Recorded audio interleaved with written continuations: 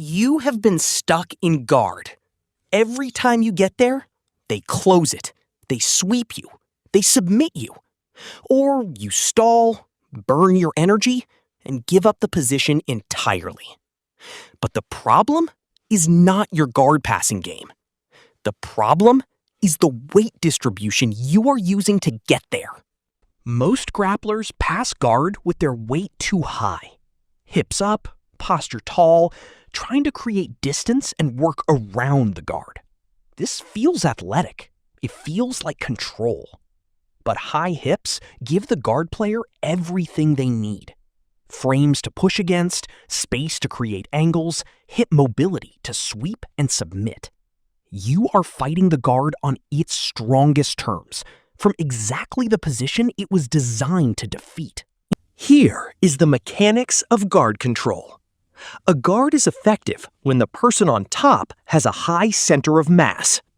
High center of mass means the guard player can use their legs as levers against the top person's hips, creating sweeping force.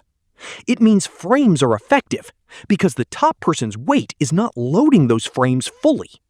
And it means hip movement is available because there is space between the two bodies. The guard was designed to attack a tall, high-hipped opponent. Pressure passing works on the exact opposite principle. Instead of creating distance, you collapse it. Your hips drop, your chest drops. Your weight drives forward and down, loading directly onto the guard player's hips. This loading does two things simultaneously. First, it neutralizes their hip mobility. A loaded hip cannot rotate freely. The sweep mechanics require hip movement, and the weight removes it. Second, it loads their frames. A frame is only effective at a fraction of the top person's body weight. Load full body weight through a frame, and the arm buckles. The guard does not function under full top pressure. Here is the exact mechanical error most grapplers make when attempting to pass.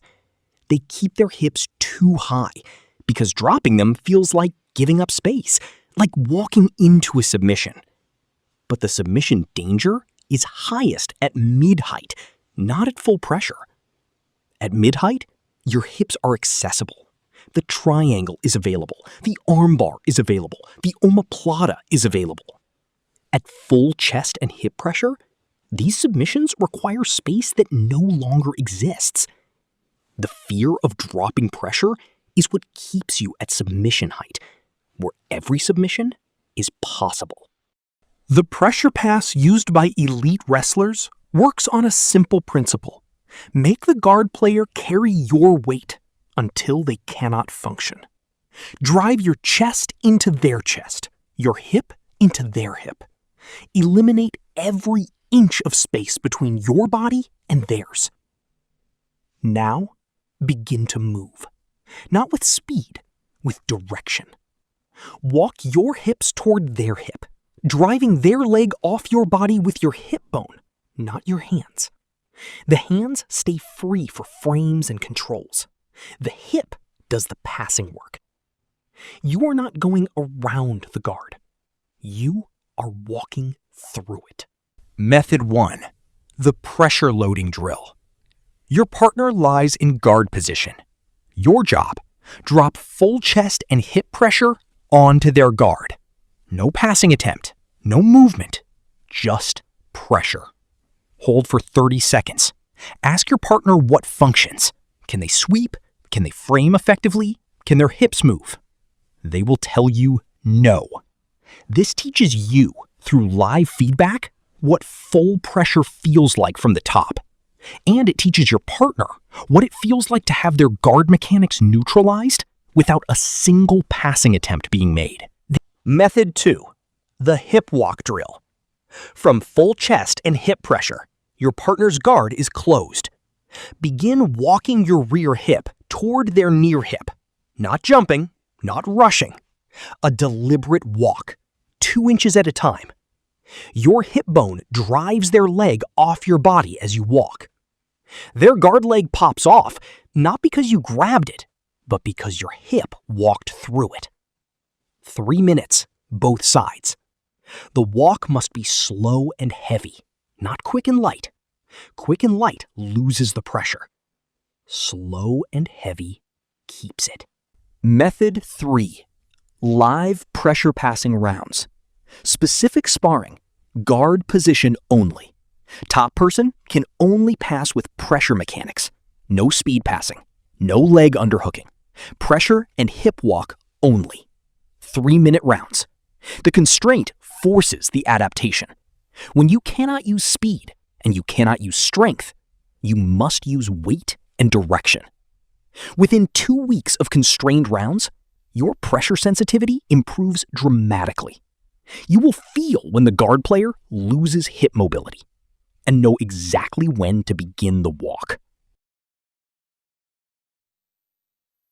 Here is the psychological challenge with pressure passing in training. It feels like stalling. Partners will say you are doing nothing. Coaches will tell you to move. The training culture rewards activity, and pressure passing looks passive to anyone watching. It is not passive. It is the highest form of positional control available in ground grappling. But you must be mentally committed to holding pressure while the environment tells you to move. Stop thinking about passing as movement. Passing is position destruction. The guard is a position. Your job is to destroy its mechanics before you move through it. Pressure destroys the mechanics. The hip walk completes the pass. Movement without pressure is acrobatics against a functional guard. Pressure first, movement second. Always.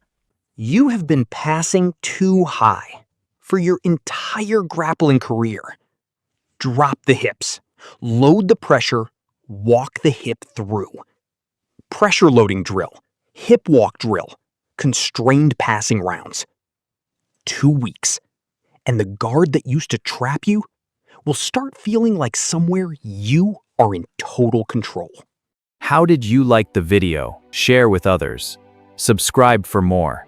Support the channel. Keep learning.